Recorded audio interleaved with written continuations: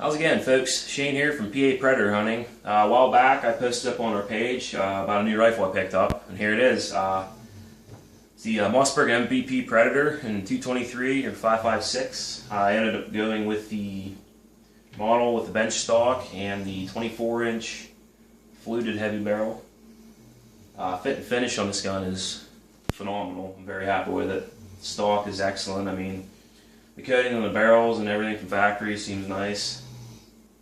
The only issue I had with it so far was after I got to the range, got the scope zeroed in and everything, started getting some rounds down range, it stopped firing on me. It seemed like the bolt wasn't going forward, or the firing pin, I should say. Disassembled the bolt, and there were some shavings inside still from when they machined it at the factory. I cleaned it out, flushed everything, re-oiled it, threw the gun back together. It's shot flawless ever since. For optics, I went with the Weaver bases, the two-piece base, and Vortex Crossfire 2 and 4-12 by 44mm. Very, very nice scope. This is my first Vortex scope, and it will not be my last. I'll definitely buy again. I'm actually going to pick up probably the Viper for the long-range rifle I'm building. This model here, it's one of Vortex's lower-end models, but I would compare it to a mid-upper range Bushnell, I guess you'd say.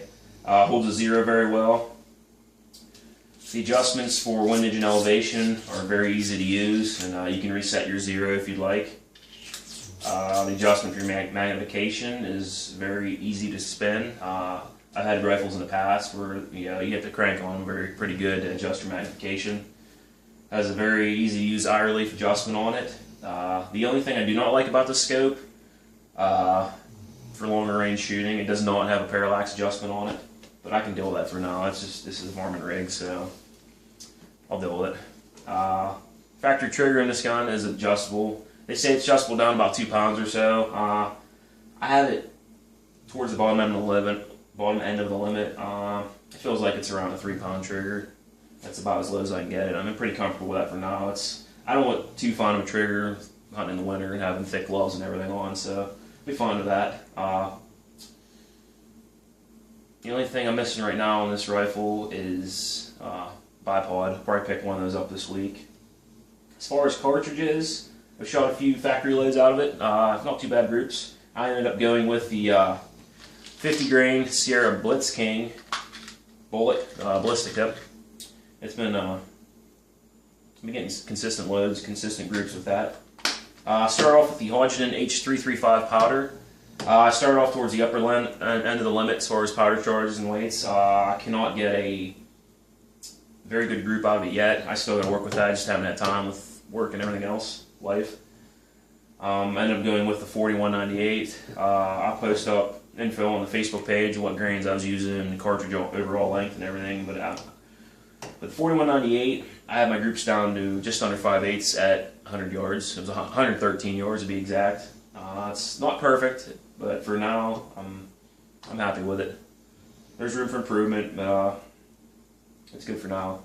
I also used the Hornady 52 grain boat tail hollow points. Those group very nicely, very consistently, but for animals with thinner hide like fox and that, it's just bad.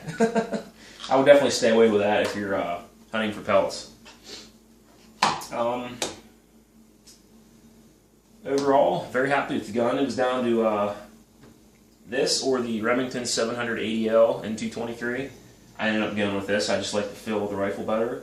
They also offer this model in a smaller version. It has a 20-inch standard barrel on it. It's also fluted, and a normal, like Monte Carlo style stock. It's a very light setup.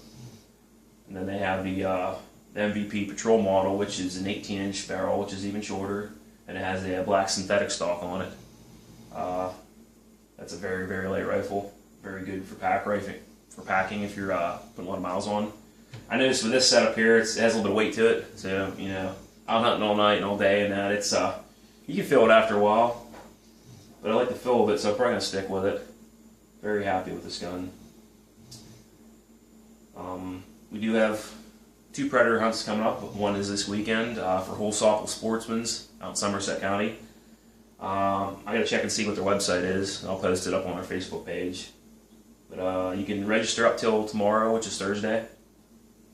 Either hit them up online or give them a call. They'll get you set up. It's that hunt's Friday, Saturday, and Sunday. The weigh-in and everything's Sunday out at the Sportsman's Club. Crescent Sportsman's is having their annual coyote and fox hunt. It's in February. It's a very nice event. Like I said, it's for fox and coyote. You can call or use dogs.